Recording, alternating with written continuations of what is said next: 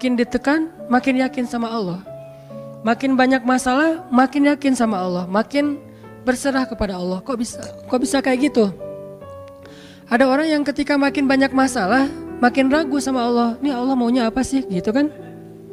Ketika makin banyak masalah, makin kayak mempertanyakan takdir dan ketentuan Allah. Kenapa kok saya yang ngalamin ini? Kenapa saya dari dulu gak selesai-selesai masalahnya? Kenapa justru setelah saya berhijrah malah banyak masalah?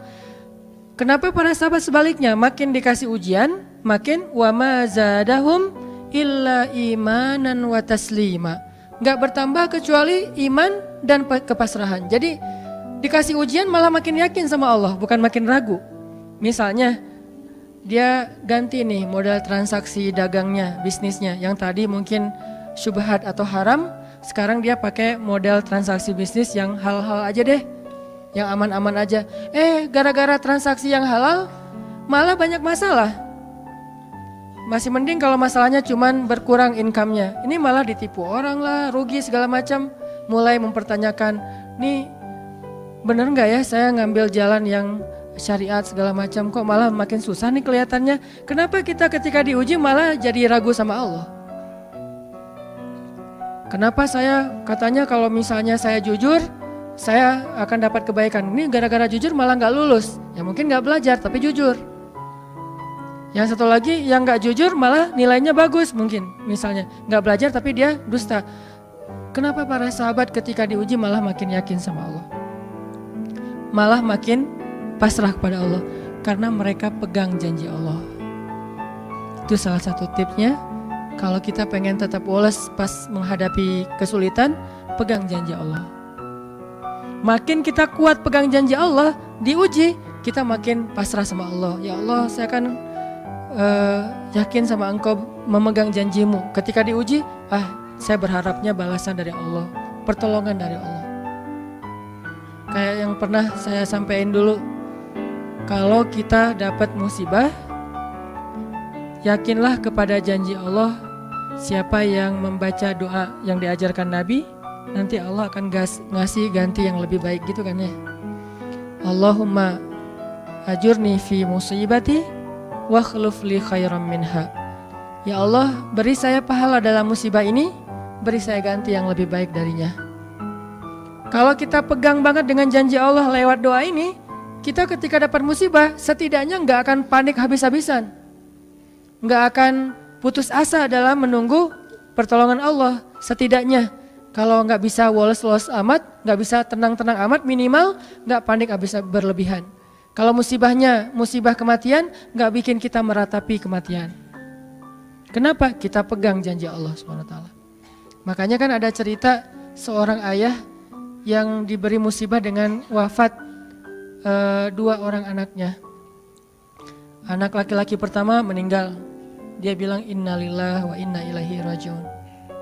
Anak laki-laki kedua meninggal. Dia bilang innalillahi wa inna ilaihi rajiun. Semua ini milik Allah. Allah yang memberi, Allah juga yang mengambil kembali. Suka-suka Allah, pasrah gitu. Nerima, ridho dalam bahasa agama. Bukan ikhlas ya.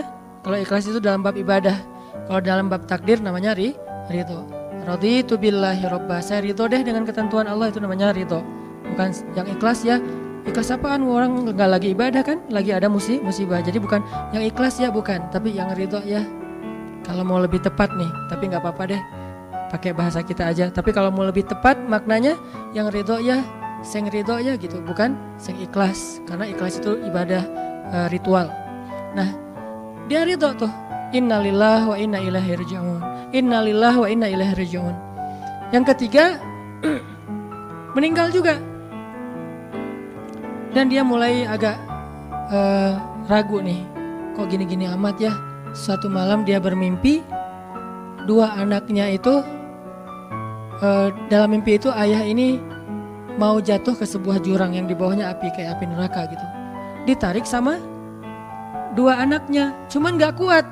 Kata mereka, seandainya adik ada di sini pasti bisa narik nih, bisa nyelamatin ayah.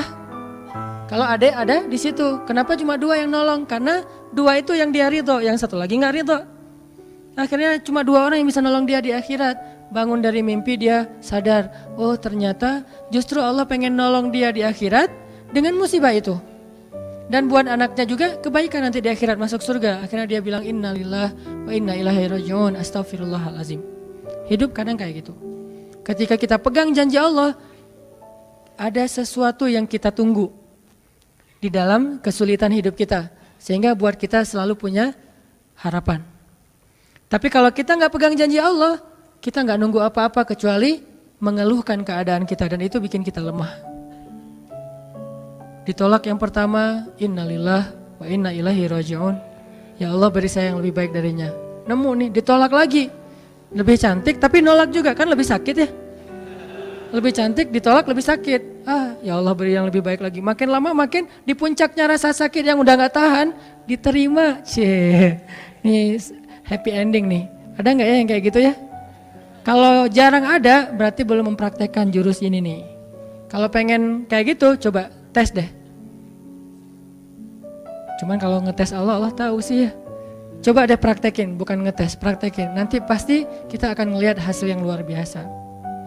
Jadi pegang janji Allah. Saya kalau nggak selalu sih, kadang-kadang nih, terutama hal-hal yang masih mampu. Ada musibah kecil, langsung berpegangan pada janji Allah. Nah, ntar Allah ganti yang lebih baik. Tapi itu harus dengan bahasa hati ya, bukan dengan lisan doang nih. Wa khluf li khairam minha. Hati nggak percaya. Allah kan bermuamalah berakad dengan kita lewat hati itu teman-teman. Allah nggak berakad dengan kita lewat lisan doang. Makanya niat itu kan sesuatu yang terbersih di dalam hati. Walaupun dalam prakteknya ada mazhab yang mengucapkan, ada mazhab yang tidak mengucapkan. Yang jelas secara definisinya terbersih di dalam hati. Innamal a'malu binniyat. Terus Nabi menunjukkan dalam riwayat yang lain, Nabi menunjukkan ke dadanya atau hatinya. Artinya Allah berakad dengan kita itu dengan hati. Jadi kita kalau mau ditolong Allah, katakan kalimat itu dengan benar-benar yakin di hati kita. Wa khluf li khairam minha. Emang yakin saya Allah bisa ganti nih. Yakin. Gimana caranya? Itu bukan bagian kita, itu bagian Allah. Bagian kita berharap, bagian Allah memberikan cara. Jangan sampai kita mengambil bagian Allah. Pasti kita akan kebingungan. Orang kita bukan Tuhan. Mengambil bagian Allah apa? Harus jelas caranya. Kalau nggak jelas nggak percaya. Terlalu logis. Akhirnya nggak lagi ada ruang untuk kita berharap kepada sesuatu. Jangan mengambil bagian Allah. Gimana caranya? Ya terserah Allah. Yang penting saya berharap Allah ganti yang lebih baik. Ikhtiar urusan kewajiban kita kepada Allah. Bukan cara itu. Kewajiban kita kepada Allah. Ikhtiar itu dalam agama kayak ibadah, sholat, puasa, zakat. Bukan jalan untuk menemukan suatu kebaikan, karena Allah yang menentukan. Kadang-kadang kita ikhtiar ini jalannya dari yang lain. Kita ngejar, ternyata dapatnya justru yang sering pakai curhat. Kan beda-beda kan cara Allah ya. Kita ngejar, gak berhasil, curhat lagi ke teman kita di sebelah. Ternyata dia, bukan dia yang jadi sama dia, kita jadi sama dia gitu maksudnya. Ini artinya emang Allah yang punya cara, asbab, subul. Walladzina jahadu fina lanahdiyannahum subulana. Orang yang bersungguh-sungguh di jalan kami yang akan tunjukkan kepada cara-cara menuju kepada kebaikan. Subul, bukan cuma satu. Kalau satu sabil, ini berarti Allah yang punya cara. Ya Allah, beri saya ganti yang lebih baik. Saya yakin banget nih. Kata teman kita, caranya gimana? Kayaknya mustahil deh. Allah punya cara. Allah bisa mendatangkan sesuatu dengan cara-cara yang kita mengerti, ilmiah, logis. Bisa yang dengan cara yang kita nggak ngerti, nggak ilmiah, nggak logis. Bisa juga dengan sebalik dari apa yang kita ngerti. Kita ngertinya gini, Allah bikin yang sebaliknya. Allah punya banyak cara. Contoh, Allah mendatangkan kita, melahirkan manusia itu dari pasangan ayah dan ibu. Ilmiah, logis, bisa dijelaskan secara keilmuan. Tapi Allah juga bisa mendatangkan seorang anak tanpa ayah seperti Isa dari rahimnya Siti Maryam yang suci.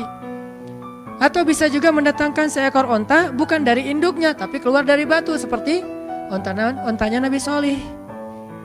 Allah bisa mendatangkan segala sesuatu dari cara-cara yang yahtasib aula yahtasib.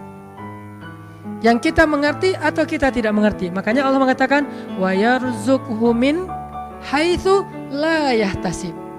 Allah kasih rezeki dari jalan haitsu la yahtasib, yang gak pernah kalian duga. Berarti kalau masih keduga bukan itu jalannya. Bisa sih kayaknya jalan ini, bukan itu. bisa sih gini, bukan itu. Terus jalannya apa? Yakin, itulah jalannya.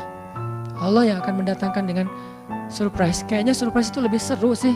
Dan surprise Allah itu emang pasti. Kalau surprise teman kita pas kita ulang tahun, kenapa ya hari ini kok biasa-biasa aja ya, nggak ada yang ngucapin, nggak ada yang ngasih hadiah misalnya ya. Kita masih berharap, mungkin mereka pengen ngasih surprise. Nanti malam-malam tiba-tiba saya masuk ke rumah, saya buka pintu rumah saya, tiba-tiba orang udah ngumpul semua di dalam rumah, terus ngasih surprise happy birthday gitu, balon segala macam, gitu-gitu deh, bisa. Tapi apakah itu terjadi? Belum tentu. Pas kita pulang ke rumah udah siap-siap gitu. Gua mah nggak akan kaget lah, yang gitu-gitu pasti udah disiapin. Buka pintu, ngelihat ke dalam, jalan pelan-pelan, nyalain lampu, kosong, nggak ada siapa-siapa. Manusia bisa gitu banget kan? Teman kita atau pasangan kita berpikir, pasti dia ingat lah, nggak mungkin dia nggak ingat hari jadian kita atau hari putus kita terus jadian lagi, atau hari lahir lah minimal, pasti dia ingat. Tapi belum tentu dia bisa ngasih kita surprise seperti yang kita harapin. Kalaupun dia ngasih surprise, kadang-kadang kado atau hadiahnya itu nggak seperti yang kita harapin, biasa-biasa aja ternyata. Mungkin dia lagi nipis keuangannya, nggak punya modal apa-apa, ya udah ngasih apa yang ada aja, pulpen, permen. Nah, Allah nggak gitu. Allah kalau ngasih surprise itu benar-benar ngasih dan buat kita benar-benar ngerasa beruntung kalau kita percaya. Makanya berakatlah dengan Allah lewat hati. Hadza ma wa'adanallahu wa rasuluh wa sadaqallahu wa rasuluh. Benarlah Allah dan Rasul. Hasbiyallah atau apapun ucapan-ucapan belief, termasuk wa khluf li khairam minha, beri saya ganti yang lebih baik darinya. Tapi kita berakad itu dengan hati. Allah tunjukin tuh. Ini yang bisa bikin kita sedikit lebih tenang atau banyak bisa dapat ketenangan kalau kita dalam kondisi yang sulit. Kalau diuji dalam hal-hal yang kayaknya mentok gitu, mau kemana lagi nih, mau gimana lagi nih, mau apa lagi nih, kan gitu kan? Udah nggak tahu lagi mau gimana, mau kemana, mau apa, mau siapa lagi nih? Kayaknya semua yang di list reunian udah ditembak satu-satu, gagal semua gitu kan? Mau siapa lagi nih? Teman kuliah udah, teman SMA udah, sampai teman SD juga udah. Masa nyari teman TK gitu kan ya? Nyari semua nolak, ke siapa lagi, Allah yang punya siapanya. Kadang-kadang siapanya Allah itu kita nggak pernah ngeduga. Yang kita nggak pernah mau ke situ karena berpikir nggak mungkin deh kalau itu mah. Justru kita nggak ngedatangin dia karena kita nggak percaya mungkin. Tapi buat Allah apa sih yang nggak mungkin? Julaibib dengan kondisi rakyat jelata banget ketemu seorang cewek yang selebgram banget, bisa aja tuh. Apalagi kita yang insya Allah nggak Julaibib amat lah ya. Masih kerenan dikit lah. Walaupun mungkin solehnya pasti jauh dengan Julaibib. Tapi secara fisik ya kita bukan budak. Kita bukan orang yang seperti digambarkan di dalam hadis gimana fisiknya Julaibib sangat pas-pasan. Walaupun tingkat kesolehannya jauh. Pasti sahabat itu tidak tergantikan, tidak tertandingi. Oke, itu satu kasus di Al-Quran gimana Wallace dengan modal pegang janji Allah. Berakad kepada Allah dengan hati. Ini kata kuncinya. Berakad kepada Allah dengan hati. Dan Allah pasti la yukhliful mi'ad. Gak akan ingkar janji. Gak akan. Kalau dengan hati. Masalahnya tingkat hati juga darajat. Lahum darajatun inda rabbihim. Orang yang beriman itu bertingkat-tingkat. Ada yang imannya itu benar-benar luar biasa. Sampai hal yang paling mustahil buat dia tuh gak ada yang mustahil buat Allah. Ada yang berimannya yang berat-berat mah dia masih agak-agak ragu, yang ringan-ringan dia masih yakin. Berarti aku tergantung prasangka hambaku kepadaku.